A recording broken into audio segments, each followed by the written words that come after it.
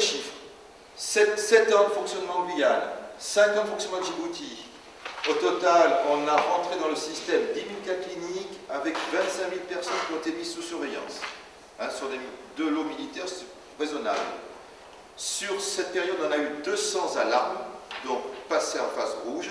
Ces 200 alarmes ont été relatives à 50 clusters, donc 50 alertes. Rappelez-vous les 2 étapes. 200 alarmes, 50 alertes. Le réseau, on a formé, et ils sont passés entre nos mains 140 médecins, 65 infirmiers, 80 Oxane. Puis bon, ça change entre temps, de toute façon, d'ailleurs, on publie ça, et le système est validé par les pairs. Donc le résultat, l'objectif qu'a été-il? C'était de disposer de système de surveillance précoce, interopérable. Le résultat, oui. On sait que ça fonctionne, que ça peut marcher, le concept existe et tourne. Et on a des preuves. Surveillance déjà actuellement des épidémies et ça fonctionne. C'est interopérable, oui. La preuve, le système est utilisé, c'est même utilisé par l'OTAN pour surveiller en multinational. C'est robuste, oui. Les systèmes sont multi-redondants. À un nouveau théâtre, c'est très facile, on plug un nouveau capteur sur le réseau. Avec web service, c'est immédiat, tout est pris en compte automatiquement. Le plus lourd, c'est la dimension humaine, et c'est de transporter le matériel sur place et de former les gens. C'est 60 hommes jour de travail pour déployer. Sinon, c'est très facile. Et puis, comme les données ne sont pas, il n'y a pas de centralisation des données, on n'a pas de problème de sécurité, on n'a pas de problème de centralisation, d'actualité des données, on n'a aucun souci de ce côté-là. Et puis actuellement, c'est le seul système au monde de surveillance à la pointe précoce qui fonctionne. Le seul système aussi qui, en routine, puisse travailler par satellite. La dernière conclusion, voilà, ça nous a permis, on a pas mal avancé. En fait, qu'est-ce qu'on a fait? On a dégrossi tout un nouveau domaine existant, puisqu'on a créé en fait cette notion de l'alerte précoce. Et du coup, on a de nouveaux verrous qui apparaissent, de par la routine. Le premier problème, c'est, tout compte fait, on a donné des possibilités, mais est-ce qu'il n'y aura pas d'autres méthodes de monitoring, d'autres algorithmes permettant de distinguer ces pics? On travaille dans le domaine, on a quelques idées, mais ça, on a un désert dessus. On s'est rendu compte qu'on avait un gros problème ici de support. Quels outils mettre entre les mains des gens, des experts, pour les aider à construire, à faire leurs décisions et faire des situations? Il n'y a pas que les aberrations, il faut une documentation. Mais comment faire une documentation? Il faut qu'il y ait des mots-clés, des index, qu'il y ait un tas d'informations. Quelles couches mettre sur ces informations géographiques? Et puis alors ça, c'est... Les deux sont associés, en réalité. Le gros souci, on s'est rendu compte que même des experts, des gens du service de santé, qui sont habitués à traiter des épidémies, finissent par faire des grosses conneries face à ce genre d'alerte. En gros, ils savent traiter une épidémie traditionnelle, mais face à l'alerte précoce, vu la pression temporelle, ils font des bêtises. Des experts, hein. Donc on s'est dit, il y a souci, et c'est vrai, qu'il y a un nouveau métier qui se crée, c'est vrai. En réalité, face à la surveillance traditionnelle, il y a maintenant un nouveau métier qui s'ouvre, c'est la surveillance pour l'alerte précoce.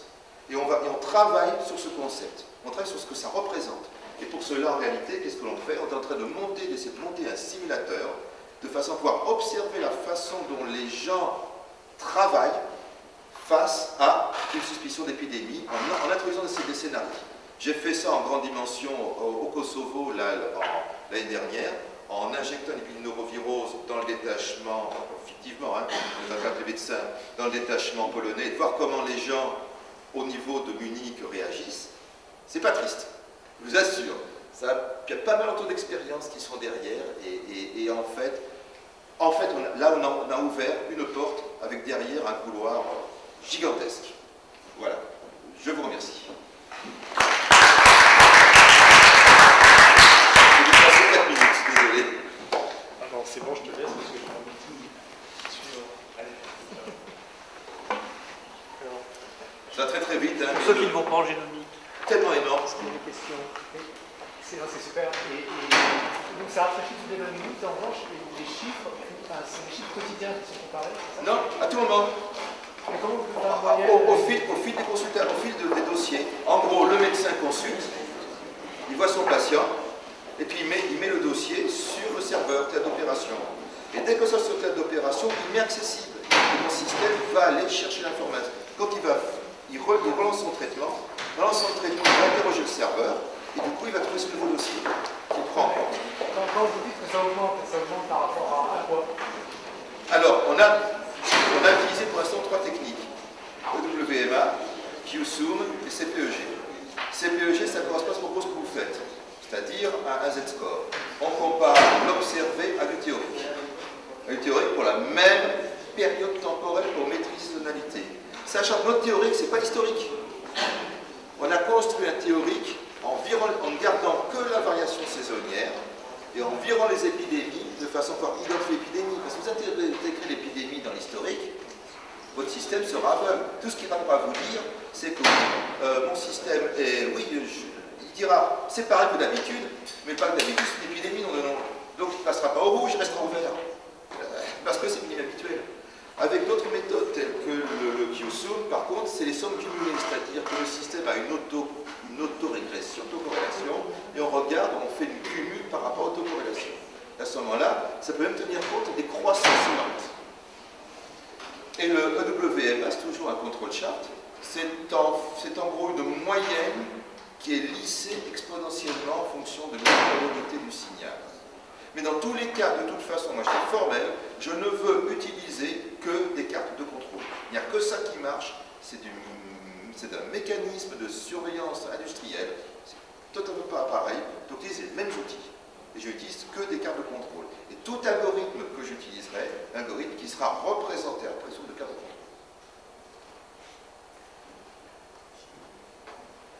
Moi, je suis convaincu, j'ai bien entendu que le temps est un paramètre important. Est-ce qu'il y a toujours un délai entre l'apparition du symptôme et puis sa destruction par le Alors, est-ce qu'il y a des sondes de température embarquées en temps réel, des choses comme ça qui pourraient être... Non, autant mettre dans le... Non, ça c'est pas de la blague, ça a été réellement proposé par les gens de la recherche des armées. Bon, non, alors, le système déjà, je ne vous ai pas dit, parce que je n'avais pas le temps, il y a tout un modèle sous-jacent de données, et notamment, modèle sous-jacent de l'événement. Et notamment, je n'utilise pas un temps, mais en réalité, j'utilise 5 temps, globalement, tout confondu. J'utilise un événement, je suis un patient, donc j'ai 5 dates, 5 timestamps associés. Date ou timestamp, ça dépend de la précision, évidemment. La date d'apparition des signes. Parce qu'on demande, le médecin demande, depuis quand? Ben, le médecin rentre la date d'apparition du signe.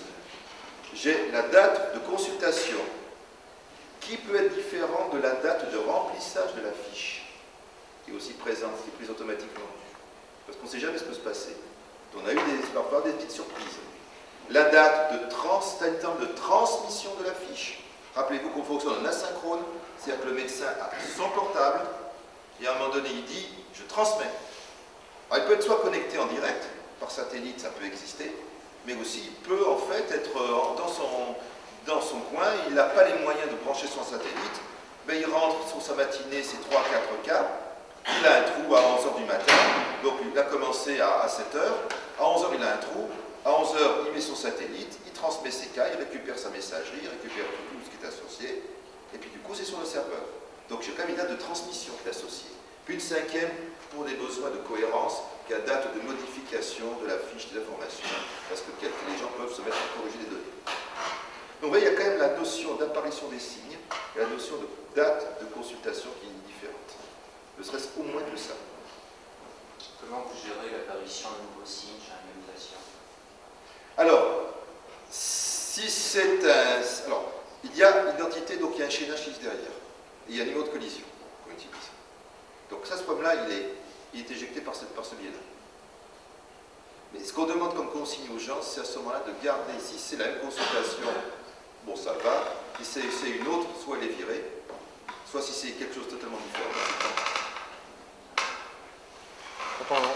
Dans ton introduction générale au départ, tu évoquais consommation de médicaments, ainsi de suite. Est-ce que tu penses que c'est des informations qui seraient pertinentes à rentrer dans ton système? Parce que là, donc, tu présentes des choses qui sont strictement médicales, enfin, d'observation, d'accord?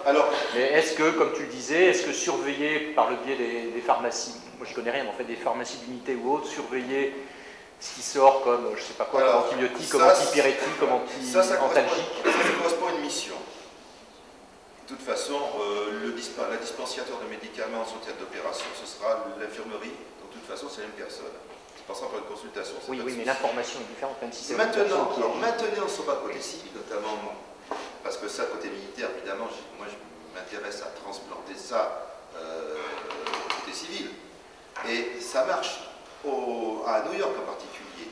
Et ça, pour moi, ce que j'aimerais bien, si j'avais les moyens de faire, c'est facilement syndromique au niveau hospitalier. Ce que je disais à Didier, à l'époque, il y a quelque temps, on avait mis en place un petit réseau de clins, en réalité, ça fait maintenant une dizaine d'années, mais qui fonctionnait, qui ne fonctionne plus, mais qui a eu fonctionné. Je m'en occupais, donc dans ce réseau de clins, on surveillait, j'avais réussi à faire en sorte que les pharmaciens envoient un certain nombre de médicaments antibiotiques, les vaccins, on avait mis Doliprane, on avait mis ce genre de choses. Après, ça s'est arrêté, peu importe, mais enfin, comme quoi c'est faisable, et donc peut-être que c'est un truc qu'il faut relancer parce que ça a fonctionné avec des moyens beaucoup plus. New York, la solution syndromique à New York, qu'est-ce qu'elle pilote? Historiquement, elle a piloté les appels aux urgences, les appels aux ambulances de ramassage et les appels aux urgences. Avec au début, c'était des messages par courriel, maintenant c'est tout FTP.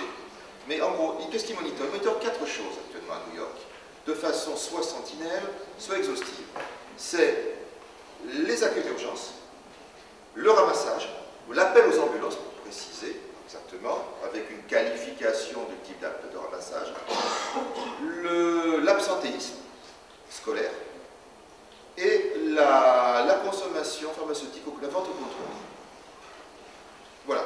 Voilà les 4 items qui sont traités sur un rythme journalier au niveau de New York. Là, donc, dans le cadre du contrat européen, du coup, on visite, en gros, l'objectif de SSS, dont je vais pas parler, c'est un contrat qui a été lancé par la DG Sanco, dont le rôle est de donner les moyens d'éditer des recommandations pour une surveillance syndromique dans toute l'Europe. Et du coup, on visite tous les sites existants. En France, on n'a pas honte du tout de ce qu'on fait, notamment le système sursaut de l'INVS, et pas mal du tout. Et en gros, on a pour l'instant les 2 seuls systèmes qui se tiennent en Europe. Entre le sursaut de l'INVS et Aster, c'est les 2 seuls systèmes qui marchent en routine et qui ont vraiment de la vrai fonctionnement en Europe.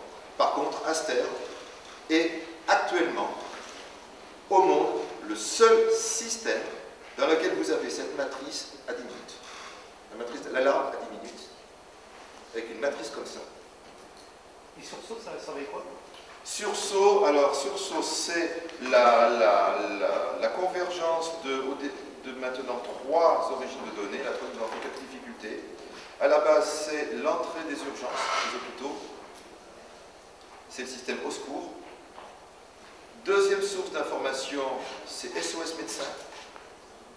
Les centres régionaux SOS médecins communiquent leurs données, transmettent leurs données via FTP à l'INVS. Et la 3e source de cette connectée, c'est la mortalité. Bon, ça, pour moi, c'est de la blague, on fait pas ça. Et à New York City, ça donnait quoi? Régulièrement, ils sortent. Alors, régulièrement, ils sortent parfois. Ils ont sorti des épidémies de diarrhée dues à des contaminations de l'alimentation en eau, des épidémies de rotavirus, ils sortent les pics de grippe. Non, il y a du bon boulot. En plus, ils font pour nous, c'est pas très intéressant avec clusters spatiaux parce qu'il y a une forte intrication entre l'unité et le site. Donc, ça n'a pas de grande raison d'être. Pour l'instant, en tout cas, on verra dans l'avenir, c'est une évolution. Par contre, pour eux, c'est intéressant. Ils utilisent le Space Scan de Kuldorf, qui est pas mal pour l'identifier de cluster. Malgré tout ce qu'on peut dire sur Kuldorf, c'est vrai que ça demande un modèle circulaire, en gros, un cluster à peu près circulaire. On a des problèmes de localisation géographique, mais malgré tout, c'est pas mal. Puis le problème aussi, c'est que ce genre de système, comme tout système géographique, d'analyse géographique me dérange quelque part, parce que tous ces systèmes présupposent une homogénéité de la trame géographique sous-jacente. Vous faites une analyse géospatiale, spatiale des épidémies. Vous cherchez un cluster de cas.